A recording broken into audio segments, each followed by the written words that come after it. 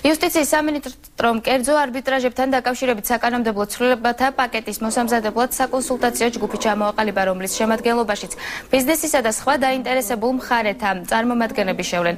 ჯგუფის მიერ მიღებული რეკომენდაციების საფუძველზე საკანონმდებლო ორგანოში განხილვა დაიწყება.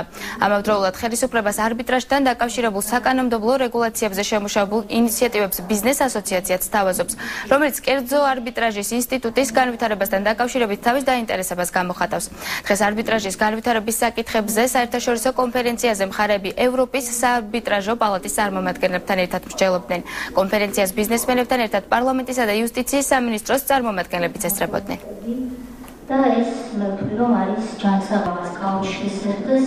თავარი ალბათ საკითხი, რაც არბიტრაჟთან არის დაკავშირებული, არის ის, რომ ბევრი დავა, ბევრი საკითხი, რომელიც არსებობს ბიზნესებს შორის, მისი გადაწყვეტის გაცემდა ეფექტური გზა, ვიდრე მის პირდაპირ სასამართლოში მისვლა არის არბიტრაჟის გამოყენება, კერძო არბიტრაჟის გამოყენება და მისი კანონმდებლობის ცვლილებები ხელშეწყობას ჩვენ მაქსიმალურად მივესალმებით. ჩვენ კარგად გვესმის ეს პრობლემა და სურვილის ხოქს და მზად ვართ იმისაც, რომ გამოვასწოროთ არსებული ხარვეზები, მაქსიმალურად დავუახლოვოთ ჩვენი კანონმდებლობა, რომელიც აწესრიგებს არბიტრაჟის სფეროს, საერთაშორისო სტანდარტებს და შევუქმნათ ჩვენ საზოგადოებაში მოქმედ პირებს, პირველ რიგში ეკონომიკურ სუბიექტებს, თამაშის ის წესები, რომლებიც იქნება მათთვის კომფორტული, მისაღები. მე ვგეგმავ ამ კვირაში ჩემი ვებრძანებით შევქმნა მისთან არსებული კერძო სამართლის სფეროზე მომუშავე ჯგუფი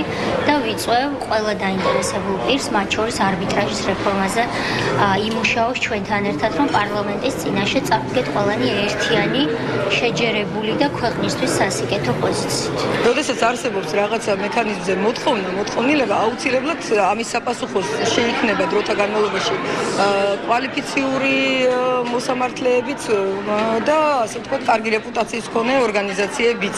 ანუ უნდა დავიწყოთ ამაზე მსჯელობა, უნდა შევქმნათ საკანონმდებლო ველი იმისათვის, რომ ჩამოყალიბდეს კარგი რეპუტაციის მქონე კვალიფიციური ბიზნეს არბიტრაჟი და შემდგომში მე ვფიქრობ, რომ ეს ყველაფერი იარსებობს.